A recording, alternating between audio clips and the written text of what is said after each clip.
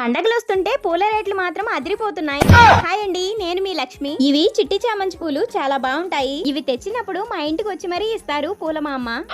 కాగడా మల్లెపూలు, కనకాంబరాలు, మరబంతో పాటు ఇలా చిట్టి చామంతి పూలతో మాల కడితే ఎంత అందంగా ఉందో చూడండి. పండక్కి 3-4 డేస్ ముందే ఈ ఫ్లవర్స్ తీసుకొని ఎలా స్టోర్ చేస్తున్నానో ఈ వీడియోలో చూద్దాం. నేను కట్టిన ఈ పూలమాల ఎలా ఉందో కామెంట్ బాక్స్ లో చెప్పండి. విడి పూలతో పాటు ఇలా చామంతి పూలు కూడా తీసుకున్నాము. పూలు కట్టడం అయిపోయిన తర్వాత కిచెన్ లోకి వెళ్లి ఈ పూలన్నీ పట్టేలా కొంచెం పెద్దగా ఉండే ప్లాస్టిక్ బాక్స్ తెచ్చాను.